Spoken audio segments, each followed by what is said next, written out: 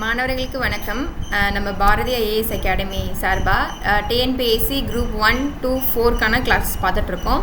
So அதில் நம்ம unit 6 வந்து உங்களுக்கு லாஸ்ட் கிளாஸில் நான் ஸ்டார்ட் பண்ணேன். ஓகேவா? ஸோ சிலபஸ் டாபிக்ஸ் ஓவரால் வந்து டிஎன்பிஎஸ்சிக்குள்ளே சிலபஸ் டாபிக்ஸ் உங்களுக்கு வந்து எக்ஸ்பிளைன் பண்ணிவிட்டு அடுத்த யூனிட் 6க்கான சிலபஸ் டாப்பிக்கும் வந்து உங்களுக்கு எக்ஸ்பிளைன் பண்ணியிருக்கேன். ஓகேவா? ஸோ இந்த கிளாஸில் நம்ம லாஸ்ட் கிளாஸில் பார்த்தா பெண்டிங்ஸ் டாபிக்ஸ் பார்க்கலாம். ஓகேவா? ஸோ லாஸ்ட் கிளாஸில் என்ன டாபிக் உங்களுக்கு நான் ஸ்டார்ட் பண்ணேன் அப்படின்னா early agitation against British rule in Tamil Nadu, அதாவது ஆங்கிலேயருக்கு எதிரான தொடக்க கால கிளர்ச்சிகள் என்ன அப்படிங்கிறது தான். ஸோ இப்போ உங்களுக்கு நான் அதோட கண்டினியூஷன் லாஸ்ட் கிளாஸில் நம்ம பாளையக்காரர் ரிவோல்ட் பார்த்தோம். ஸோ பாளையக்காரர்கள்லாம் யார், ஸோ அவங்க எங்கேருந்து வந்து ஸ்டார்ட் பண்ணாங்க, யார் அவங்களோட சிஸ்டம் வந்து நமக்கு ஸ்டார்ட் பண்ணது, ஸோ யார் வந்து பிரிட்டிஷை வந்து ஃபஸ்ட்டு எதிர்த்தாங்க, இது எல்லாமே நம்ம பார்த்தோம். ஓகேவா? ஸோ பிரிட்டிஷை ஃபஸ்ட்டு எதிர்த்தது யார்? பூலித்தேவர் தான். ஸோ நம்ம லாஸ்ட் கிளாஸில் பூலித்தேவர், வேலு நாச்சியார், வீரபாண்டிய கட்டபொம்மன் வரைக்கும் நம்ம பார்த்துருப்போம். ஓகேவா? ஸோ இந்த கிளாஸில் நம்ம பெயிண்டிங்ஸ் பார்த்துட்டு ரிவிஷனும் பார்க்கலாம். ஓகேவா? ஸோ இந்த கிளாஸில் வந்து நம்ம மருது பிரதர்ஸ் பற்றி பார்க்கலாம். மருது பாண்டியர்கள். ஸோ மருது பாண்டியர்கள் அப்படின்னு பார்த்தீங்க அப்படின்னா இவங்க வந்து 2 பேர் இருக்காங்க. ஓகேவா? பெரிய மருது, சின்ன மருது அப்படின்னு சொல்லிட்டு 2 பேர் இருக்காங்க. பெரிய மருது பேர் வெள்ளை மருது, சின்ன மருது பேர் மருது பாண்டியர் அப்படின்னு சொல்லிட்டு சொல்லுவாங்க. ஓகேவா? மருது சகோதரர்கள் பற்றி தான் பார்க்குறோம். பெரிய மருது பேர் வெள்ளை மருது, சின்ன மருது பேர் மருது பாண்டியர் அப்படின்னு சொல்லிட்டு சொல்லுவாங்க. இந்த மருது பாண்டியரை தான் என்ன சொல்கிறாங்க, சின்ன மருதுவை தான் சிவகங்கையின் சிங்கம் அப்படின்னு சொல்கிறாங்க. ஓகேவா? ஸோ இவங்க என்ன பண்ணுறாங்க அப்படின்னு பார்த்தீங்கன்னா முத்துவடுகநாதர் இருக்கார் இல்லையா, அவருக்கு இன்னொரு பேர் பெரிய உடைய தேவர் அப்படின்னு சொல்லிட்டு.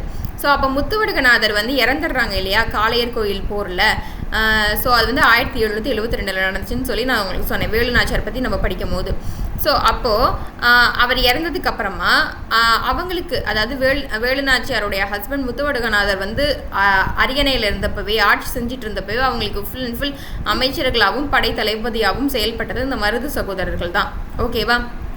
ஸோ இந்த மருது சகோதரர்கள் என்ன பண்ணுறாங்க அப்படின்னு பார்த்தீங்கன்னா முத்துவடுகநாதர் இறந்ததுக்கப்புறமா 8 வருஷம் கழித்து வேலு நாச்சியார் இருக்காங்க இல்லையா, அவங்க விருப்பாட்சியில் வந்து அடைக்கலம் கோபால நாயக்கர் மூலயமா பெற்று திரும்பி இங்கே வந்து என்ன பண்ணுறாங்க அப்படின்னா சிவகங்கையை மீட்டெடுத்துடுறாங்க. 1780 மீட்டெடுத்துடுறாங்க. அதுக்கப்புறம் வேலு நாச்சியார் இருந்ததுக்கப்புறம் அவங்களுடைய மகளான வெள்ளச்சி நாச்சியாரை இந்த மருது சகோதரர்கள் தான் என்ன பண்ணுறாங்க அப்படின்னா அரியணை ஏற்றுறாங்க. அரியணை ஏற்றினதுக்கப்புறம் ஸோ அவங்களுக்கு கீழே இருந்துக்கிட்டு ஆலோசனை சொல்லக்கூடியவங்களாகவும் அமைச்சர்களாகவும் இவங்க முழு பொறுப்பு ஏற்றுக்கிட்டு இருக்காங்க மருது சகோதரர்கள் தான். ஸோ ஆட்சி புரியணும் அப்படிங்கிறது இல்லாமல் தனக்கு மேலே இருக்கக்கூடியவங்களுக்கு ஃபுல் அண்ட் ஃபுல் ஹெல்ப் பண்ணணுங்கிற மோட்டிவில் இருக்கக்கூடியவங்க தான் இந்த மருது பிரதர்ஸ். ஓகேவா? ஸோ இப்போ மருது பிரதர்ஸ் என்ன பண்ணுறாங்க அப்படின்னு பார்த்தீங்கன்னா வேலு நாச்சியார் முதற்கொண்டு எல்லாருக்கும் கட்டபொம்மனுக்கு முதற்கொண்டு நிறையா பிரச்சனைகள் கொடுத்த இந்த ஆங்கிலேயர்களுக்கு எதிராக இவங்களும் போராடுறாங்க. ஸோ இவங்களுடைய போராட்டத்தை பிரிட்டிஷ் அவங்களுடைய குறிப்பில் எப்படி குறித்து வச்சுருக்காங்க அப்படின்னு பார்த்தீங்கன்னா 2வது பாளையக்காரர்கள் புரட்சி அப்படின்னு சொல்லிட்டு, 2nd பாளையக்காரர் ரிவோல்ட் அப்படின்னு சொல்லிட்டு பிரிட்டிஷ் அவங்களோட நோட்ஸில் நோட் பண்ணியிருக்காங்களாம். ஸோ 2வது பாளையக்காரர் புரட்சியும் ஸ்டார்ட் ஆயிடுச்சு, ரீசன் வந்து மருது பிரதர்ஸ் வேணால அப்படின்னு சொல்லிட்டு. ஸோ மருது பிரதர்ஸ் மட்டும் கிடையாது, இவங்க தான் வந்து பிரிட்டிஷ் வந்து 2வது பாளையக்காரர் புரட்சின்னு சொல்கிறாங்க. ஸோ மருது பிரதர்ஸ் என்ன பண்ணுறாங்க அப்படின்னு பார்த்தீங்கன்னா ஸோ இவங்க தென்னிந்திய கூட்டமைப்பு அப்படின்னு ஒன்று உருவாக்குறாங்க. ஓகேவா? ஸோ இது மருது பிரதர்ஸ் பற்றி நீங்கள் பார்க்க போகிறது தான் தென்னிந்திய கூட்டமைப்பு அப்படிங்கிறது. தென்னிந்திய கூட்டமைப்பு உருவாக்குனது யாருன்னு கேட்டால் மருது சகோதரர்கள். அந்த தென்னிந்திய கூட்டமைப்பில் யார் யார் இருக்காங்க அப்படின்னு பார்த்தீங்கன்னா சிவகங்கைக்கு மருது சகோதரர்கள் வருவாங்க. அடுத்து திண்டுக்கல்ல கோபால நாயக்கர் பொறுப்பில் இருக்காங்க. ஸோ வந்து நம்ம வேலு நாச்சியாருக்கு அப்புறம் கோபால நாயக்கர் மருது சகோதரர்களோட இணைஞ்சிடுவாங்கன்னு சொல்லி இல்லையா, பிரிட்டிஷ்க்கு அப்போஸ்டாக செயல்பட்டு.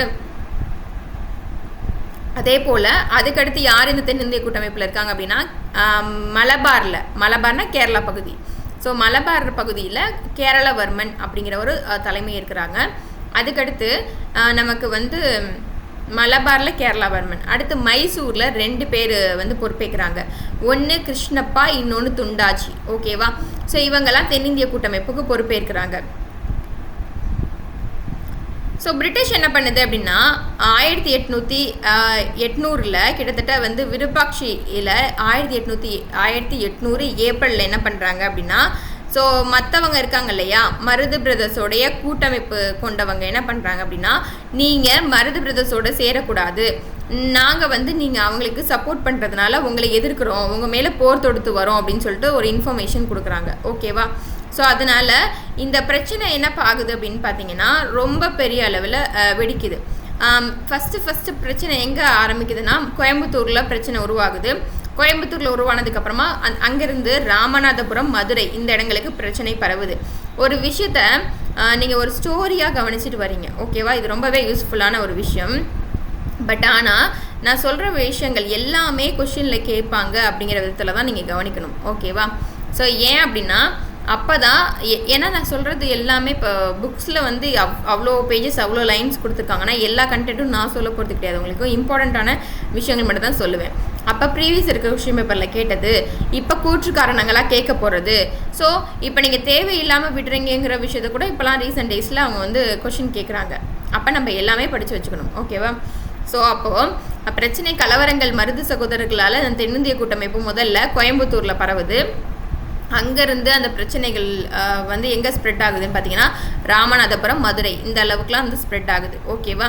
ஸோ இவங்களை வந்து போர் செய்ய போகிறோம் அப்படின்னு சொல்லிட்டு சொல்கிறாங்க. பட் மற்றவங்க என்ன பண்ணுறாங்க அப்படின்னு பார்த்தீங்கன்னா உங்களுக்கு ஒரு கன்க்ளூஷன் வந்து கட்டபொம்மன் கிட்ட இருந்து என்ன கிடைக்குது அப்படின்னு பார்த்தீங்கன்னா கட்டபொம்மனுக்கு ஃபேவராக இருந்திருப்பாங்க இல்லையா, அவங்கள பற்றின ஒரு டேட்டா இருக்குது. இப்போ வந்து 1879 ஸோ 1779 அவர் இறக்குற டைமில் கட்டபொம்மன் என்ன பண்ணுறாங்க, கட்டபொம்மன் கிட்ட வந்துட்டேன். ஓகேவா? கட்டபொம்மன் என்ன பண்ணுறாங்க அப்படின்னா ஜூன் 1 இந்த தேதியில் ஸோ கட்டபொம்மனும் மருது சகோதரர்களும் ஆலோசனை கட்டபொம்மன் போய் மருது சகோதரர்கள்ட்ட ஆலோசனை தெரிவிக்கிறாங்க. ஸோ இது எதுக்கு முன்னாடி அப்படின்னா 1799 செப்டம்பர் 1 போல் பேனர்மென் இருக்கார் இல்லையா, நீ வந்து சரணடைஞ்சிரு அப்படின்னு சொல்லி கேட்குறாரு இல்லையா. ஸோ அந்த டைம் தான், அதுக்கு முன்னாடி உள்ளதான். ஸோ சரணடைஞ்சிட சொல்லி எந்த இடத்துல கேட்குறாங்கன்னா பாளையங்கோட்டையில் வந்து நீ சரணடைஞ்சிருன்னு சொல்லி கேட்குறாங்க. ஸோ அவர் வந்து சரணடைஞ்சிடாத டைமில் தான் 1799 செப்டம்பர் 5 போல் பாஞ்சாலங்குறிச்சியை போய் முற்றுகையிடுறாங்க. ஓகேவா? ஸோ அதனால் பாஞ்சாலங்குறிச்சியை ஃபுல்லாக தாக்கி அழிக்கிறாங்க. அப்போ இதுக்கெல்லாம் முன்னாடி உள்ள இன்சிடென்ட் நான் சொல்கிறேன் உங்களுக்கு. ஸோ இது வந்து நீங்கள் எல்லா எக்ஸாம்ஸ்க்கும் படிக்கிறீங்க இல்லையா, அதனால் விட்டு போன விஷயங்களை நான் உங்களுக்கு சொல்கிறேன். 1799 ஜூன் 1 போல் கட்டபொம்மன் என்ன பண்ணுறாரு அப்படின்னு பார்த்தீங்கன்னா மருது சகோதரர்கள் கூட போய் ஆலோசனை செய்கிறாரு. அப்போ 500 பேரை வந்து கூட்டிகிட்டு எங்கே போகிறாரு அப்படின்னா சிவகங்கையில் இருக்கக்கூடிய ஒரு இடம், சரிங்களா, பழையனூர் அப்படிங்கிற இடத்துல தான் மீட் பண்ண போகிறாங்க. யார்? கட்டபொம்மன் மருது பிரதர்ஸை மீட் பண்ணிவிட்டு ஸோ அங்கேருந்து திரும்பி என்ன பண்ணிடுறாங்க அப்படின்னா பாஞ்சாலங்குறிச்சிக்கு வந்துடுறாங்க. ஓகேவா?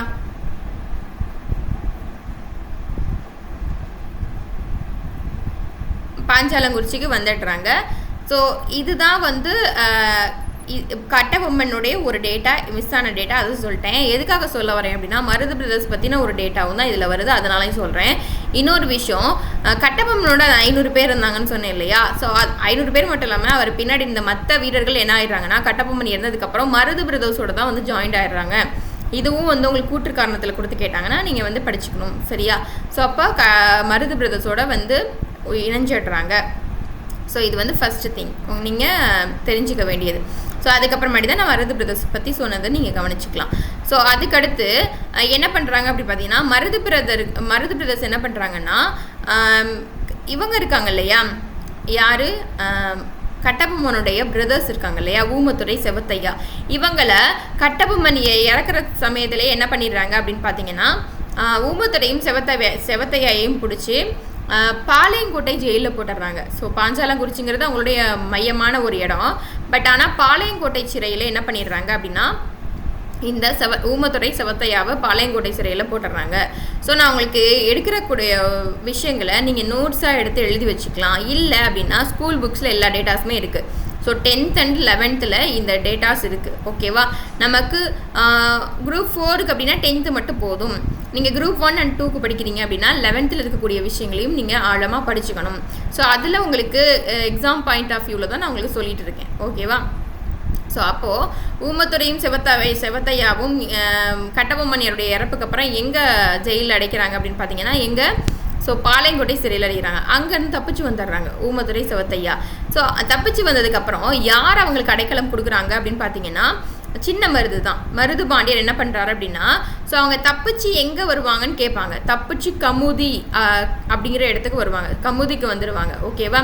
ஸோ தப்பிச்சு எந்த இடத்துக்கு வருவாங்க? கமுதிக்கு வருவாங்க. செகண்ட் திங், கமுதியிலேருந்து எங்கே போவாங்க அப்படின்னா சிறுவயல் அப்படிங்கிற இடத்துக்கு போவாங்க. அந்த சிறுவயல் அப்படிங்கிறது யாருடைய தலைமை இடம் அப்படின்னு பார்த்தீங்கன்னா சின்ன மருதுன்னு சொல்லப்படுற மருது பாண்டியருடைய தலைமை இடம் அது.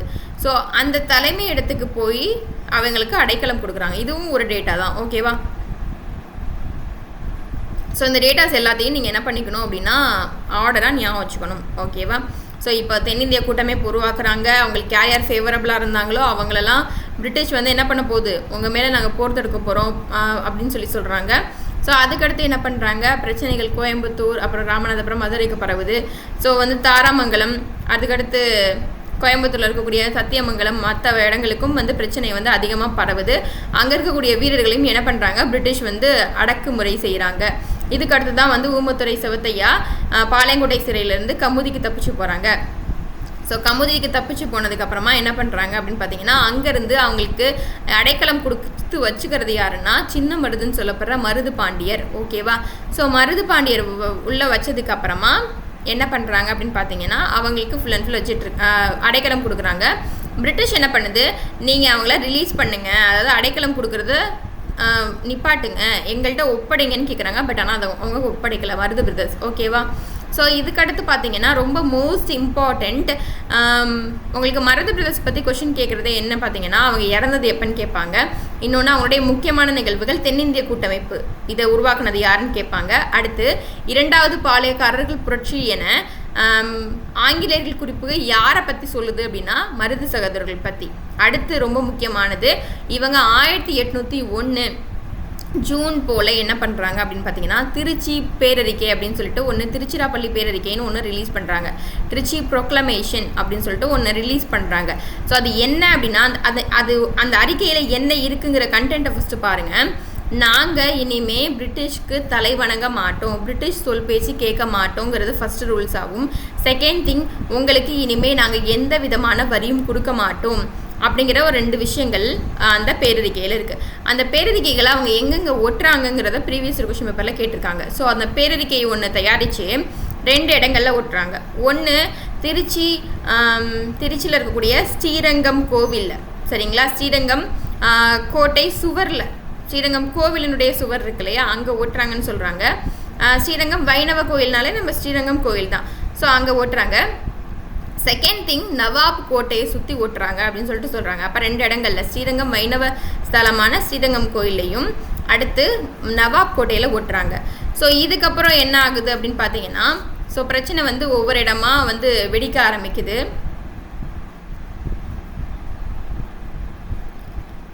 ஸோ ஆங்கிலேயர்கள் வந்து 1801 மே போல் என்ன பண்ணுறாங்க அப்படின்னு பார்த்தீங்கன்னா, தஞ்சாவூர்லையும் திருச்சியிலும் இருந்து கலகக்காரர்களை வந்து தாக்க ஆரம்பிக்கிறாங்க. சரிங்களா? ஸோ இது எல்லாத்தையுமே ஸ்டோரியாக கவனிச்சுக்கோங்க.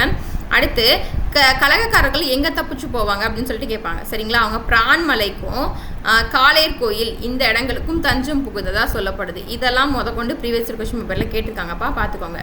ஸோ கலகக்காரர்கள் வந்து 1801 மே போல் தஞ்சாவூர்லையும் திருச்சியிலையும் இருந்த கலகக்காரர்களை வந்து தாக்கியிருக்காங்கன்னு சொல்கிறாங்க. செகண்ட் திங், அவங்க எங்கே தப்பிச்சு போயிருக்காங்கன்னா பிரான்மலைக்கும் அடுத்து காளையர் கோயிலுக்கும் தப்பிச்சு போயிருக்காங்க. ஓகேவா? ஸோ அடுத்து 1801 வந்து என்ன பண்ணுறாங்க அப்படின்னு பார்த்தீங்கன்னா, கழகம் வந்து ஒடுக்கப்படுது, ஃபுல் அண்ட் ஃபுல் ஒடுக்கப்படுறதுனால சிவகங்கையை பிரிட்டிஷ் அவங்களுடைய இடத்துக்குள்ளே இணைச்சிக்கிறாங்க. ஸோ இனிமேல் சிவகங்கை ஆட்சி புரிய போகிறது நாங்கள் தான் அப்படிங்கிறத அவங்க சொல்லிடுறாங்க. ஸோ அதுக்கப்புறம் கலகக்காரர்கள் எல்லாமே ஒடுக்கப்படுறாங்க. இந்த திருச்சிராப்பள்ளி பேரறிக்கை இருக்குது இல்லையா, இதை வந்து அங்கங்கே ஒட்டுறாங்கன்னு சொன்னேன் இல்லையா, அதை ஒட்டிட்டு கிட்டத்தட்ட எத்தனை கலகக்காரர்கள் பாளையக்காரர்கள் வந்து இவங்க கூட சேர்றாங்க அப்படின்னு பார்த்தீங்கன்னா, பாளையக்காரர்கள் மட்டும் கிடையாது, இதில் அதாவது ஆங்கிலேயர்கள் எதிர்க்கக்கூடிய எல்லாமே கலகக்காரர்கள்னு சொல்லுவோம். கிட்டத்தட்ட 20,000 ஆட்களை வந்து ஆங்கிலேயருக்கு எதிராக மருது சகோதரர்கள் திருப்புறாங்க. இதுவும் ப்ரீவியஸ் கொஷின் பேப்பரில் கேட்பாங்கப்பா, எத்தனை பேரை வந்து மருது பிரதர்ஸ்க்கு சப்போர்ட்டாக பிரிட்டிஷ்க்கு அன்ஃபேவராக வந்து திருப்புவாங்கன்னு பார்த்தீங்கன்னா 20,000 பேர். ஓகேவா? ஸோ வந்து புதுக்கோட்டை, எட்டயபுரம், தஞ்சாவூர் அரசர்கள் என்ன பண்ணுறாங்கன்னா பிரிட்டிஷ்க்கு ஃபேவராக மாறிடுறாங்க. ஸோ பிரிட்டிஷ்க்கு ஃபேவராக மாறி தான் என்ன பண்ணுவாங்க அப்படின்னு பார்த்தீங்கன்னா, இதுக்கு முன்னாடி கட்டபொம்மனை பிடிச்சி கொடுத்ததுமே புதுக்கோட்டை மன்னர் வந்து விஜய ரகுநாத தொண்டைமான் தான் பிடிச்சி கொடுத்துருப்பாங்க. ஓகேவா? ஸோ இந்த மாதிரி விஷயங்கள் நடக்கும். ஸோ களப்பூர் அப்படிங்கிற காட்டிலேருந்து தான் கட்டபொம்மனை வந்து காட்டி கொடுத்துருப்பாங்க, அங்கேருந்து தான் பிடிச்சிருப்பாங்க. கட்டபொம்மன் பிடிப்பட்ட இடம் எதுன்னு கேட்டாங்க அப்படின்னா, ஸோ புதுக்கோட்டையில் இருக்கக்கூடிய களப்பூர் காடு. ஸோ அதை பிடிச்சி கொடுத்த மன்னர் யார் அப்படின்னு பார்த்தீங்கன்னா, புதுக்கோட்டை சேர்ந்த விஜயேந்திர ரகுநாத தொண்டைமான் இவங்க தான். ஸோ ஒவ்வொரு விஷயங்கள் வந்து கட்டபொம்மனுக்கு நான் வந்து சொல்லாமல் விட்டுட்டேன் அப்படின்னா, ஸோ அதை இந்த கிளாஸில் சொல்கிறேன், நோட் பண்ணி வச்சுக்கோங்க. அப்போ ஃபுல்லாக 20,000 பேர் இவங்களுக்கு ஃபேவர் ஆகுறாங்க. அதுக்கப்புறம் திருச்சியிலையும் தஞ்சாவூர்லேயும் கலகக்காரர்களை எதிர்க்கிறாங்க, ஒடுக்குறாங்க. அதனால் அவங்க பிரான்மலைக்கும் காளையர் கோயிலுக்கும் தப்பிச்சு போகிறாங்க. ஸோ அதுக்கப்புறமா ஃபுல்லாக ஒடுக்கப்படுது. சிவகங்கை அவங்களுடைய இடமா ஆங்கிலேயர்கள் வந்து இணைச்சிக்கிட்டதுக்கப்புறம் ஸோ எல்லாரையும் பிடிச்சு தூக்கில் போட்டுடுறாங்க. இதுதான் கன்க்ளூஷன் மருது பிரதர்ஸ்க்கு. ஓகேவா? அதாவது மருது சகோதரர்கள் 2 பேரையுமே எங்கே பிடிச்சி தூக்கில் போட்டிருப்பாங்க அப்படின்னு பார்த்தீங்கன்னா, திருப்பத்தூர் கோட்டையில் தூக்கில் போட்டிருப்பாங்க, ஹேங்டு பண்ணியிருந்திருப்பாங்க அவங்கள. சரிங்களா? ஸோ அதை டேட்டை வந்து நல்லா ஞாபகம் வச்சுக்கோங்க. 1801 அக்டோபர் 24 இதுதான். ஸோ அடுத்து ஊமத்துரையும் சிவத்தையும் என்ன பண்ணுவாங்கன்னா, அவங்க ஜெயிலேருந்து தப்பிச்சு ரொம்ப நிறைய விஷயங்கள் பண்ணியிருக்காங்க இல்லையா? ஸோ கட்டபொம்மனுக்கும் சப்போர்ட் பண்ணியிருந்திருக்காங்க அங்கே, அதனால் ஜெயிலில் அடித்து ஜெயிலேருந்து தப்பிச்சிருக்காங்க. அடுத்து மருது பிரதர்ஸோடையும் திரும்பி போராடிருக்காங்க. அதனால் இவ்வளோ பெரிய விஷயங்கள் நடந்ததுனால யாருமே இனிமேல் பிரிட்டிஷ்க்கு அன்ஃபேவராக நடந்துக்க கூடாதுங்கிறதுனால அவங்களோட தலையை துண்டிச்சு இறக்க வச்சிருவாங்க. சரிங்களா? கொண்டுருவாங்க. அவங்க ஊமத்துரையும் சிவத்தையாவும் இறந்த வருஷம் என்ன அப்படின்னு பார்த்தீங்கன்னா, அதே சேம் தான் 1801 நவம்பர் 16 அன்னைக்கு அவங்கள பாஞ்சாலங்குறிச்சியில் வச்சு தலையை துண்டித்து கொள்கிறாங்க. இதெல்லாம் நீங்கள் என்ன பண்ணிக்கணும், நோட் பண்ணி வச்சுக்கணும். ஸோ ஃபைனலாக என்ன ஆகுது அப்படின்னு பார்த்தீங்கன்னா, ஸோ இவங்களுடைய புரட்சியை தென்னிந்திய புரட்சி அப்படின்னு சொல்லிட்டு சொல்கிறாங்க. தென்னிந்திய புரட்சின்னு சொல்லப்படுறதும் மருது சகோதரர்கள் புரட்சி தான். தென்னிந்திய கூட்டமைப்பை உருவாக்குறதும் இவங்க தான். 2வது பாளையக்காரர் புரட்சின்னு அழைக்கப்படுறதும் மருது சகோதரர்களுடைய புரட்சி தான். ஸோ இது வந்து மோஸ்ட் இம்பார்ட்டன்ட். அடுத்து திருச்சி ப்ரொக்ளமேஷன், திருச்சி பேரறிக்கை, இதை வந்து கொடுக்குறதுமே மருது சகோதரர்கள் தான். ஊமத்துரைக்கும் சிவத்தையாவுக்கும் அடைக்கலம் கொடுத்ததும் மருது சகோதரர்கள் தான். அடுத்து வந்து வெள்ளச்சி நாச்சியார் அரியணை ஏற்றுறதும் இவங்க தான். சிவகங்கை வெற்றி பெறுறதுக்கு வேலுநாச்சியாருக்கு துணை புரிஞ்சதும் இவங்க தான். கட்டபொம்மனுக்கு வந்து அவர் வந்து பிரிட்டிஷோட அப்போஸ் பண்ணும்போது துணை நின்றதும் மருது சகோதரர்கள் தான். நிறைய விஷயங்கள் பண்ணியிருக்காங்க. ஓகேவா? ஸோ கடைசியாக இப்போ பாளையக்காரர்கள் புரட்சி, அதாவது தென்னிந்திய பாளையக்காரர்கள் புரட்சி அப்படிங்கிறது முடிவுக்கு வருது. மருது சகோதரர்களுடைய இறப்பு ஊமத்துரை சிவத்தையாவுடைய இறப்பின் காரணமாக. ஓகேவா? ஸோ இதில் வந்து இன்னொரு டேட்டா இருக்குது. இந்த மருது சகோதரர்களில் சின்ன மருது இருக்கார் இல்லையா, சின்ன மருதோடைய பையன் ஒருத்தவங்க இருக்காங்க. அவங்க பேர் என்னன்னு பார்த்தீங்கன்னா செவத்த தம்பி அப்படிங்கிறது தான் அவருடைய பேர். ஓகேவா? செவத்த தம்பி. இதே பெரிய மருதுன்னு சொல்லப்படுற வெள்ளை மருதோட பையன் பேர் துரைசாமி. இதெல்லாம் நோட் பண்ணி வச்சுக்கோங்க. இதெல்லாம் வந்து இப்போ ப்ரீவியஸ் இயர் கொஸ்டின் பேப்பரில் நமக்கு கேட்டது தான்.